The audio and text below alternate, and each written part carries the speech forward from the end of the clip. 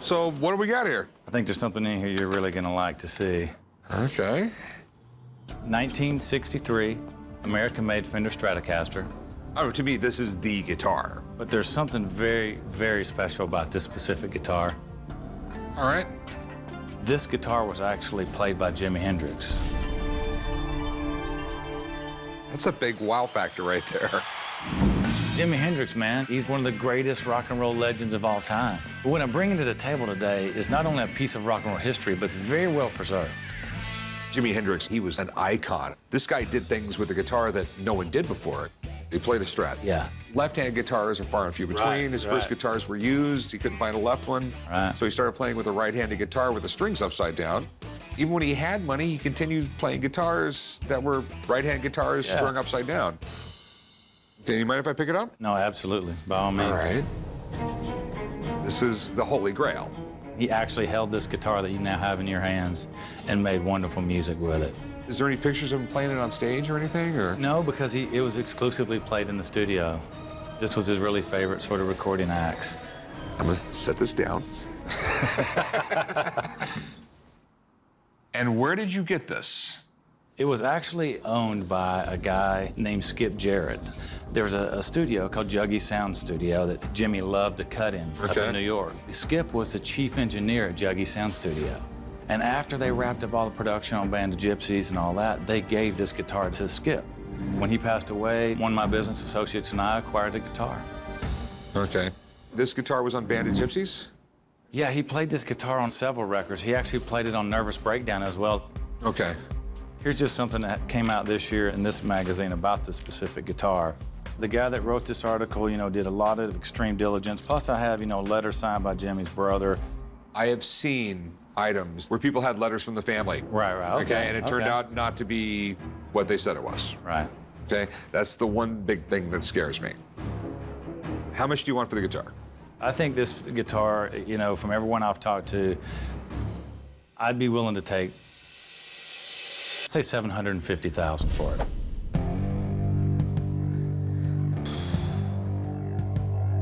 I have a friend who, if this thing is real, he will know.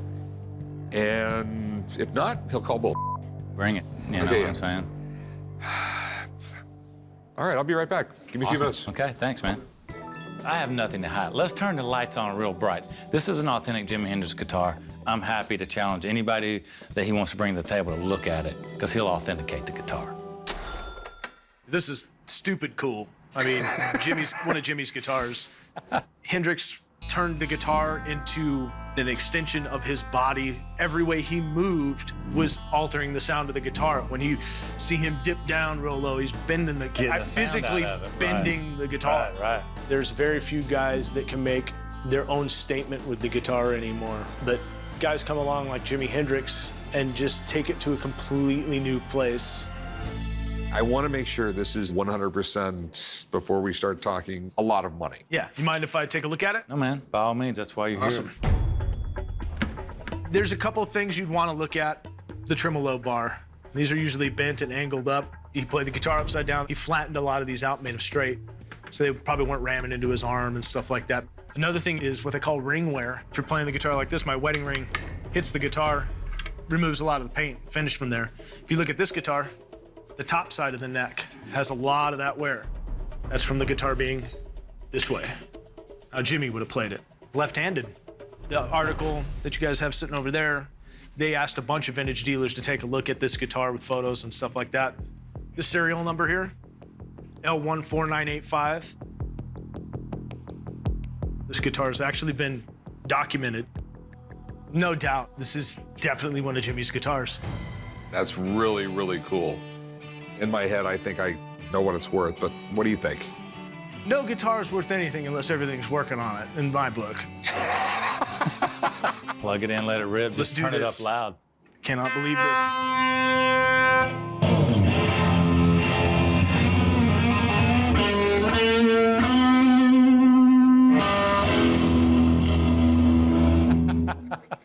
How about it? Come on. That's a good guitar, man. So what do you think it's worth? Anywhere from $750 to good auction, $1 million. All right, thanks, man. All right, man. Thank you. Yes, thanks again man. for letting me you're play. welcome, man. Thanks a lot. That felt crazy to hold one of Jimi Hendrix's guitars, man. You could see why he liked it, because it was a really good, balanced, nice-feeling guitar. At a personal level, I absolutely love it, but you have to find the right auction. It has to be advertised in the least amount of time would be a year, most likely. Right. Let me give you 450,000. 450? Man. My thing is, I take all the risk, you walk away with cash. For a guitar that could fetch maybe $1 million on any day, your own guy just told you that? Okay, but what we come do, on, 450 grand? Yeah, I'm thinking 750, man. a lot of commissions and a lot of people got to get paid to sell this thing. Okay, Right. it's just it's the way the world works. Right. Okay. I'll give you $500,000. This guitar's worth more than that. It just is. If you want the money now, I can go $550. Knowing that it could potentially fetch $1 million at an auction, I can't leave that much money on the table. $750, really, man. That's a bottom dollar I can take for the guitar.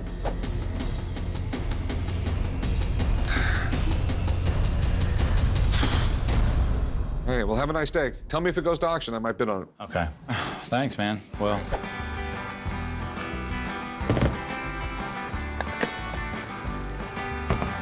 $6?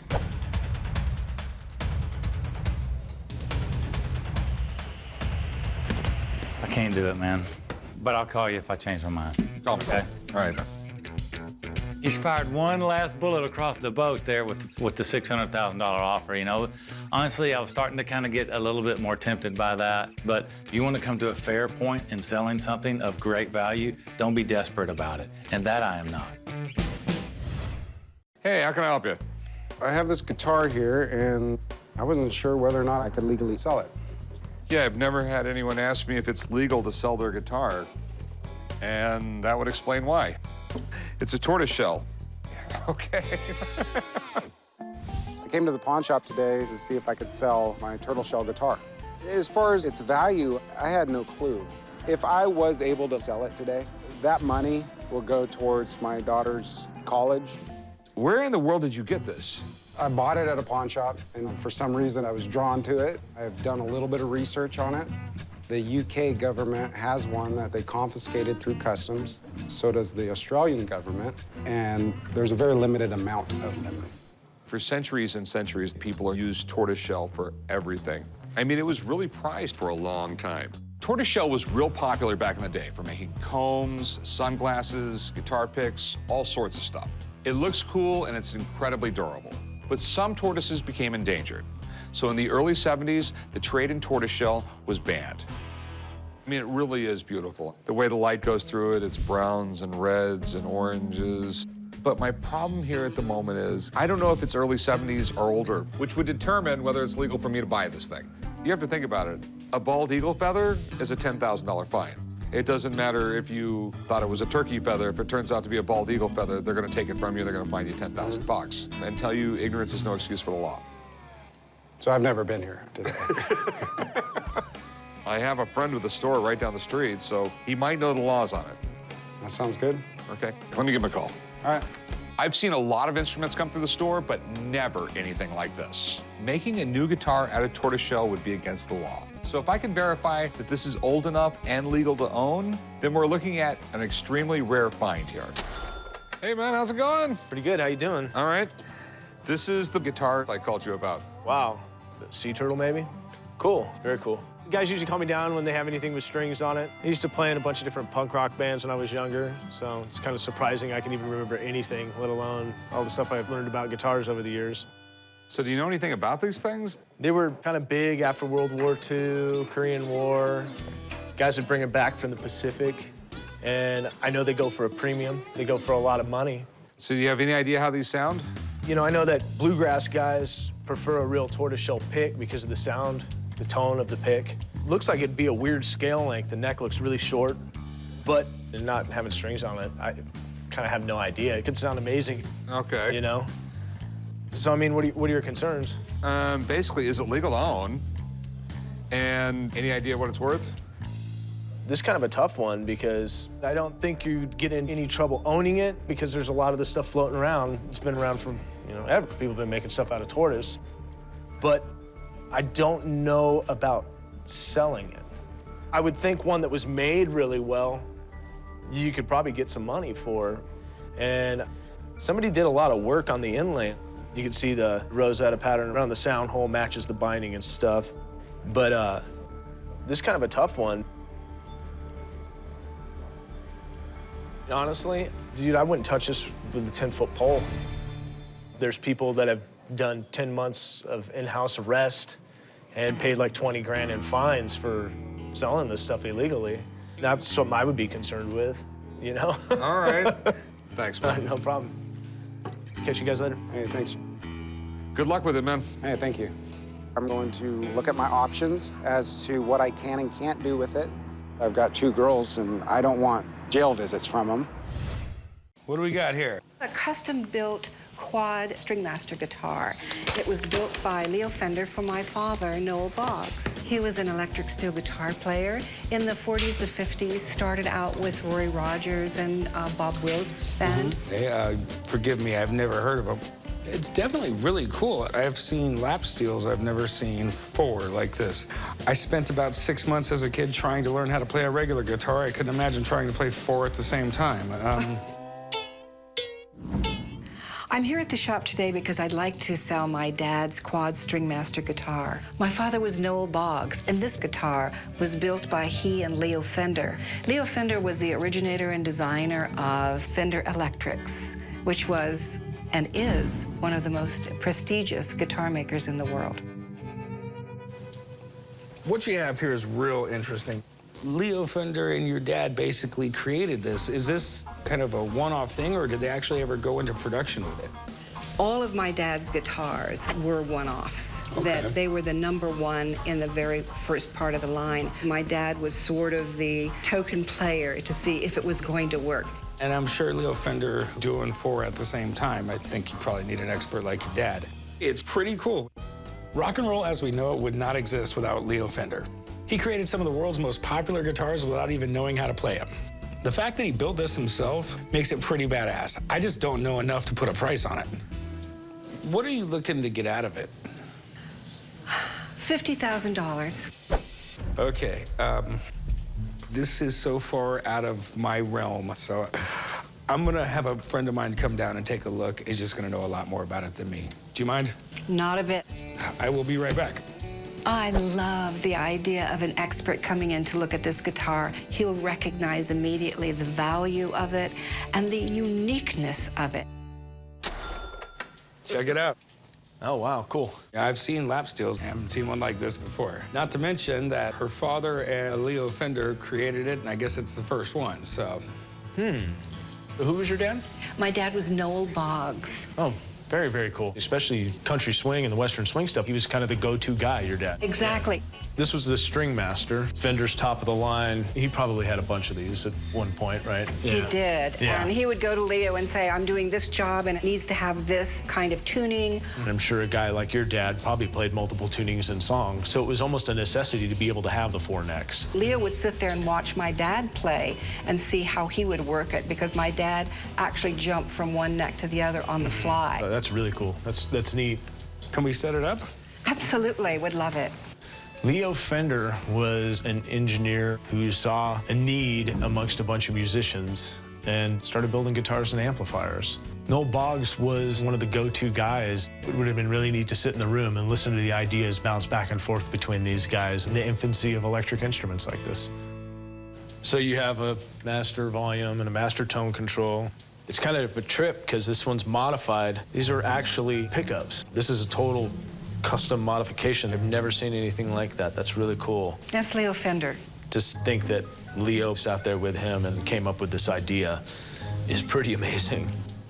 What is this thing worth, man? You know, price-wise on something like this is kind of tough. If I were to put it in the shop or something like that, I would probably put it out at like 15 grand maybe. But you know, at auction, it could go for way more than that. You never know. This stuff is so subjective. It almost should be in a museum somewhere. You know what I mean? I get you. All right, I appreciate it, man. No Thanks problem, a lot. man. I mean, great meeting Thank you. you. It's wonderful to meet you. I loved seeing this. Thank you That's so very much. cool. All right, thanks a lot. Thank you. I gotta go with my guy.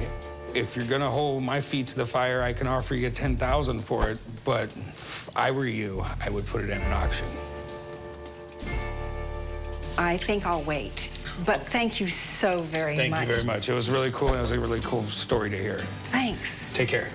$10,000 from my dad's history is a little bit of a heartbreak.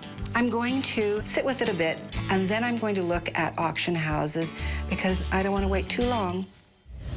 Hey, how's it going? Hi, really good. What do we got? I have a guitar.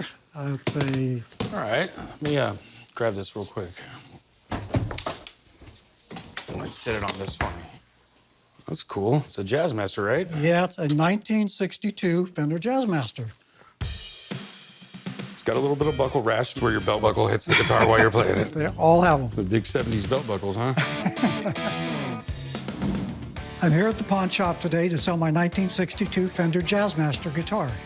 I received this guitar as a birthday present in 1966 from my parents. I was 15 years old, and I've had the guitar ever since. The guitar is in beautiful condition. It just looks gorgeous. It's a beautiful guitar. I'm hoping to sell the guitar for $9,000 today. This is cool. Leo Fender founded Fender Guitars back in, I think, the 40s. The late 40s, yeah. I think it mainly started off with amplifiers. And if you're making amps, why not make something to play on the amps, right? Right. So they came out with guitars. Now Fender's more famous for their guitars than almost anything else. Fender started off with a Telecaster, then the Stratocaster. They were doing really well with Stratocasters, and they wanted a different product to add something to their line, and they came out with a Jazzmaster. They started making them in 1958, and it was basically designed for jazz musicians. You know, the way the body was built on the Jazzmaster was more comfortable than a Stratocaster to play sitting down. You know, if you're in a jazz band, you're sitting on a stool, and that's why it has this particular shape. As far as I'm concerned, the buckle rash on the back just, you know, that just makes it cooler. I mean, it's in really good condition. I mean, you don't really see them like this. You've taken really good care excellent care of it. As you can see, I still have the original case and everything that it came with. What are you looking to do with it, my man? I'd like to sell it. Any idea what you're looking to get out of it? I'd like to get $9,000 out of it. Okay. I'm not a guitar expert, especially when it comes to stuff like this. If it was a Stratocaster, I'd be fine just on my own, but with the Jazzmaster, I'd like to bring in somebody to take a look at it. Sure, that sounds great. All right, I'll be right back. Thank you. Wow, Jazzmaster. Yeah, this is a great guitar. Fender designed this guitar specifically to attract jazz players. They had the Strat, which is one of the most iconic instruments in the entire world. So they thought, why don't we try and lure some of the jazz players into our world, and we'll design this offset guitar, the offset body style. They did this nice body scoop here and this so that when you're playing, sitting down, it's very comfortable the way it rests against your body and your arm sits over this, and that was one of the real appealing features of this. These little knobs right here are really cool. What it does is this turns on special features on this pickup exactly. So these rollers control your bass and treble tones when you're just on this pickup. And what that did was it kind of allowed your jazz player to dial in that more jazzy sound. Original frets? No fret work Everything done? on the guitar is original, yes. Beautiful. Yeah, nice. It's been loved, you can tell. Little buckle rash there. Looks like it earns its stripes. That's good. Flame maple neck. You can kind of see the flame on that right there. And a lot of people really love flame maple. It's beautiful because it has that tiger stripe pattern. And flame maple's a really great neck. It has a real certain tonality to it. Everything I'm seeing in this guitar is original, and it looks like it still has the original case as well. Oh yeah, orange inside is always a pretty good sign. It's the old Fender cases were lined with this really kind of nice crushed orange velvet. So that looks original too. So wow, got everything here is all original. So there has to be somebody out there collecting them. How collectible are they? For the guitar player that has a Fender Strat or like a Gibson Les Paul or whatever, you want something that gives you a different tone, this is definitely your next buy. So tell me, what do you think it's worth? Let's see, 62 off-white, matching headstock, all original, really good condition with the original case and everything. Jeez, yeah, I'd say 8,000, 8,500 maybe. All right, well, I appreciate you coming down. Oh, thanks for having me. So I'd like to offer you about 6,000. I need to make money. Can you go like 8,500 on it? No, but I can do 6,500. Can you go 75? I'll go 6,700 bucks. That's the most I can do. All right. 67? Right. Cool. Meet me over there. We got to do some paperwork, okay? All right. Thank you very much. I think that's a fair deal for everyone. I'm going to take the $6,700 and buy something very nice for my wife. Hey, how can I help you? Well, I have a guitar here for you to take a look at. Whoa, where in the world did you get this? I got this from my father. It's a 1956 Gibson electric. A lot of people say that they actually start sounding better with age. But I listened to way too much rock and roll in my youth, and my hearing's half gone anyway, so I wouldn't know.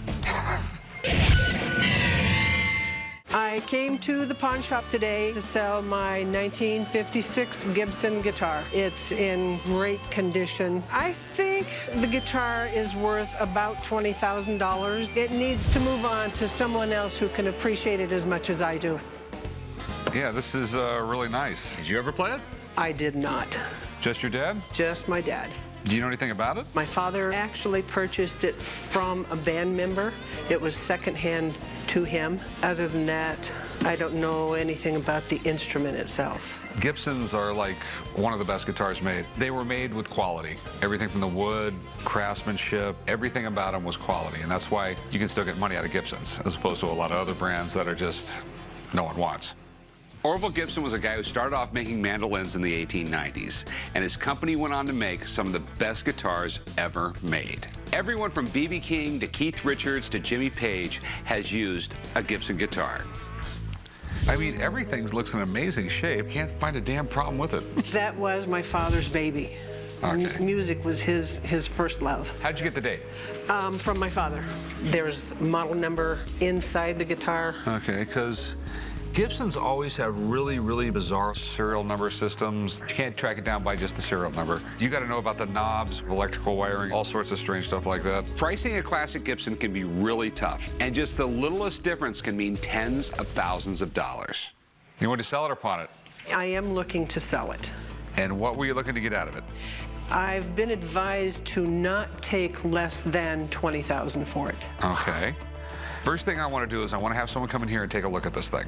And let's make sure it's a 1956. Let's make sure all the components are original, because that's a really big deal. I have a buddy, his name's Jesse. He knows everything there is to know about guitars. It's like freakishly weird. Let me get him down here. He will look at this. We'll get it figured out and see what we can do. Okay? Okay. Thank you very much. Thanks. I have had diverse appraisals from $1,500 to $20,000. Maybe it's time to have a real expert take a look.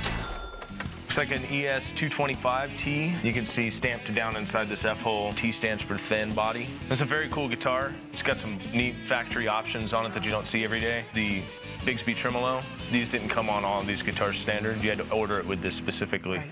Gibson guitars are just cool. Gibson's one of the oldest manufacturers of guitars. A lot of famous people played them. Les Paul, Chuck Berry, B.B. King. I even named my youngest son Gibson. So, I mean, Gibson guitars are the business, man.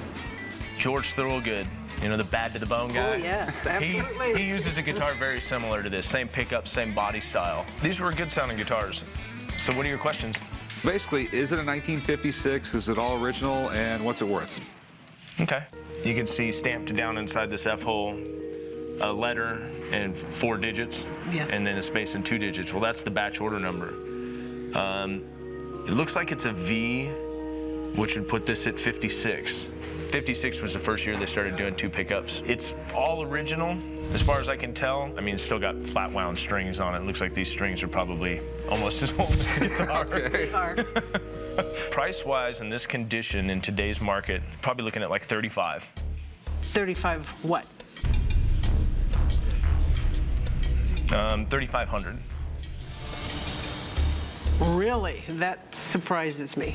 Yeah, and that'd be top of the market for this guitar. What makes the value, in my opinion, so low at 35? You know, if it was an ES-335, you'd be looking at, you know, a $20,000 guitar. It isn't. It's a 225. Okay. The 335 has 2 cutaways, and it has a solid block of wood down the middle of it, so you can play the guitar really loud.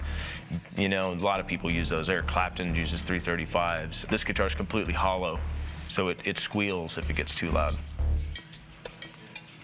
Thanks, Jesse. All right, man. Appreciate it. Take care. You're the best, man. It's kind of a bummer. She thought the guitar was worth 20 grand. Those guitars never got that high. Cool guitar, not a real popular guitar. Well, do you have any other experts? I mean, literally, I'd offer you $2,000 for it. Well, I guess I need to make a decision as to what I want to do. Okay. I know, because you walked in here with one number, and it's so much different. I can realize the shock. It is, and You know, I would go like 22. That'd be like the best I could go. I'll tell you what. Right now, I know my dad is up there looking down with the biggest grin on his face, saying, "You've had it sitting there for 26 years. We all enjoyed it through the years he played it. So let's make a deal." Okay. 2,200. All right. Sounds like a deal. Letting my guitar go for 2,200 is kind of a letdown, but at the same time, I know wherever it goes, it's going to give pleasure. How can I help you? Hi, I brought a guitar in I'd like you to look at today. Okay, hold on a sec. Go ahead, set it right here. There you go. Guitars are supposed to have 6 strings, not 12. Yeah, that's a 12-string Rickenbacker 450. Pretty cool. I tried to play the guitar a little bit growing up. It was tough. I got short, stubby, fat fingers. Those aren't guitar playing fingers, you know what I mean? That makes 2 of us. I'm looking to sell my 1965 12-string Rickenbacker guitar. I bought the guitar 25 years ago from a small guitar shop down in San Diego. It's a 12-string, which is very unusual, and they sound a lot cooler. I'm asking $5,000 for it. I'm looking to sell because I'm building my own guitars now, so I need the money for parts. This is pretty cool, man. So, Rickenbacker was based out of California, and in 1931, they are credited with making the first electric guitar. And the Beatles actually helped with the popularity of the Rickenbacker in the 60s. I mean, guys like Pete Townsend, Tom Petty, the Rickenbacker helped a lot of these bands create the sound that they're known for today. What brought you to this guitar? The 450 12 strings they only started making in '64, and they only made 7 in '65. So that's a pretty rare guitar. So they only made 7 of this year? Yes. I mean, that is pretty interesting if that's true. I have no idea, but I do know that there's a lot less of them out there than, say, Fenders and Gibsons. And how much are you looking for? I'm asking $5,000 for it. I mean, for a 1965 guitar, $5,000 seems to be in the ballpark of a lot of them that I've seen. Let's be honest, I've seen some of these things go for $100,000. Oh, you yeah. know? Looking at it, you do see some wear and tear on it, but to me, that looks like normal wear and tear that you'd have from the 60s. I'd really like to have my buddy come down and tell me what he thinks of the value of it, and then we can talk about a price. Oh, sure. Give me a few minutes. I'll see if I can get him down here, and then we'll go. Okay. My biggest concern with the expert is that they price it too low. I'm hoping the expert really does know Rickenbackers and the history of Rickenbackers and how rare this particular model is. Well, this is the Rickenbacker that I called you on. This is a great guitar. Rickenbacker has a long history, credited with the first electric guitar, and certainly have a kind of a lock on that jangle, niche, chimey sound that you don't hear with just any old guitar. Well, this gentleman says it's a 1965 Rickenbacker, and I don't know how to verify that from the serial number, but guess who does? Serial number on that guitar will be a bridge stamp. You'll see 2 letters on the left. I see an E and an F. All right, that's going to mean 1965 in June. All right, well, that authenticates the date. Do you want to take a look at the condition and tell me what you think? Mind if I take a look? Absolutely, go ahead. All right. So I'm going to sight the neck. And this actually does have a little tiny bit of bow, but this is not bad. Everything appears to be original. I got an amp right down here. I was hoping we could plug it in and make sure the electronics are all tip-top sound and working good. Absolutely, good idea. Here you go. I got it all set up, actually. So we're just gonna test the switch, which moves from this pickup to both pickups, changing the sound. And we're gonna test the knobs. You got your volumes and your tones. And it all checks out. All right, well, good. What kind of value can you put on this? It is rare, but it was Rickenbacker's lowest cost 12-string. I mean, it's a wonderful guitar, but not on the top tier Rickenbacker collector hit list. Retail, 2,500. 2,500? All right, well, I appreciate you coming down, Scott. Anytime, thank you. Take care. Thank you. Okay, well, I know you probably disagree on what he said about price, but with that being said, I am still interested in purchasing it. I'm at 1,500. What do you think? Yeah, I can't let it go for 1,500. I just can't go that low. Well, what would be your price? 2,500? Oh, man, you gotta leave me some room there. Tell me your best number. 1,800. That's awfully low for me. What's your best price? 2,000. 19. 21. 2,000's a deal. How about that? Deal. All right, let's go write out some paperwork, and looks like I got myself a new guitar. We were negotiating, but obviously we weren't in tune at all. But we came to a number that I think we both can live with. Hey, how's it going? I wonder if you could take a look at this for me. I got this guitar from my father. He got it from an old man. And apparently he played for Al Capone.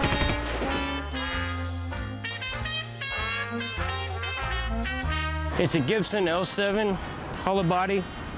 And the guy who played it played for Al Capone's birthday. Well, I don't really play guitar, so I just rather have the money. Hoping to get $3,500 for it. So tell me the story.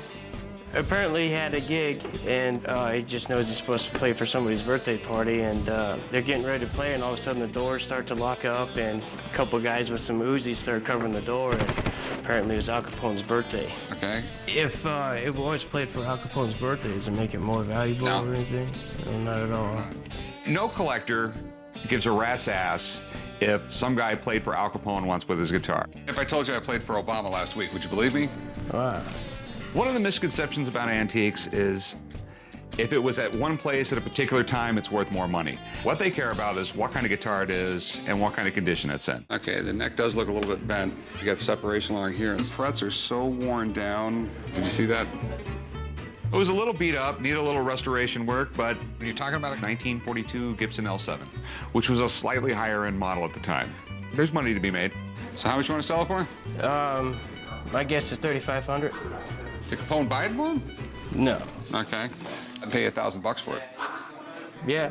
Okay. All right. All right, thanks a lot, man. Thank you. I'm really happy Billy came in with the guitar today. I can do some preservation work with it, I can sell it to a collector, and that guitar will stay around for another 50 or 100 years. Hey, Ron, how's it going? How you doing? Oh, pretty good. How'd it come out? Came out really good, man. I think you're gonna like this. Guitars are my passion. I've been working on guitars actually since 1976. We took out all the old frets, leveled those, repolished them. On the body part that was scratched up and dirty looking, I wet sanded with 3000 grit over the whole guitar and then buffed it out up to 6000 grit.